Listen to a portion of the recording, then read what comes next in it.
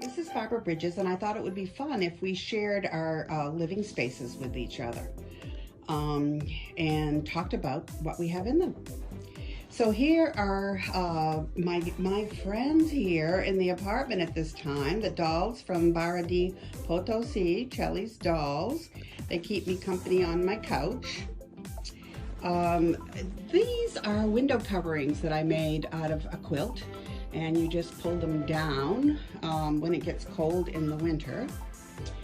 I bought this duplex for $50,000, and you cannot put hot air in because there isn't enough room, and steamed heat costs about $30,000, so I use these Franklin gas fireplaces for my heat source.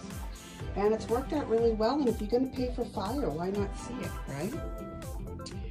Here's a necklace that I made from fishtails that I found on the bridges in Key West.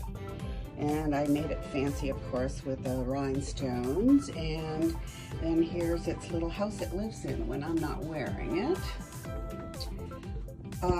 Here's a little sculpture that I created that we all need to enjoy life whenever we can. Carpe diem is my mantra now, right along with Laos.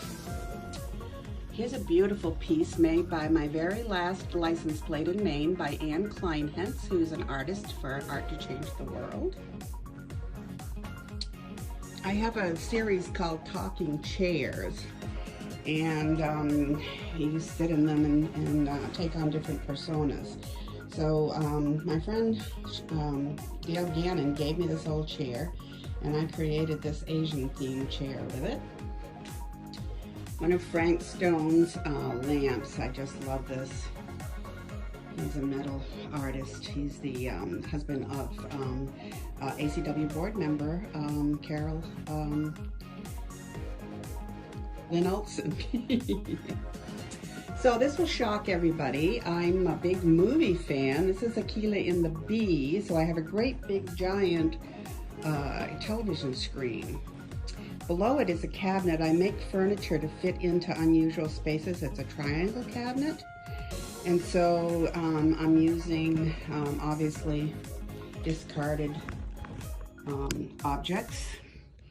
I always try to put a little piece of art or something, surprises in the piece. A little painting of my beach in Maine, which I now no longer own, with my son's Fort Morgan. It's still down there. I saw it there last summer, so that pleased me. Dining room. So here's the throne where I sit and do all my computer work.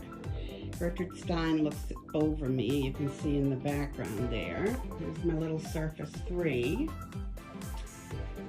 This is a weaving. I used to do weavings when I lived in St. Croix in my late 20s. Dyed the yarn, etc. I'm really happy I have this little painting up above. It's of my sign that I had at my house, and it no longer exists.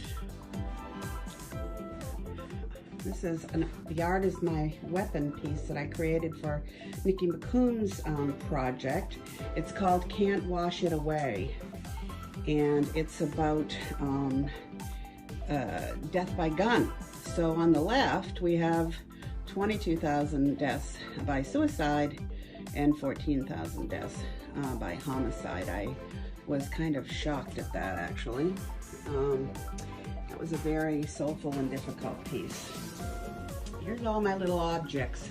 I couldn't bear to put all my memories away in storage, and so every square inch in this place has something. There's my daughter's little, that was my little dress, and then my daughter wore it, and my grandmother crocheted that little dress.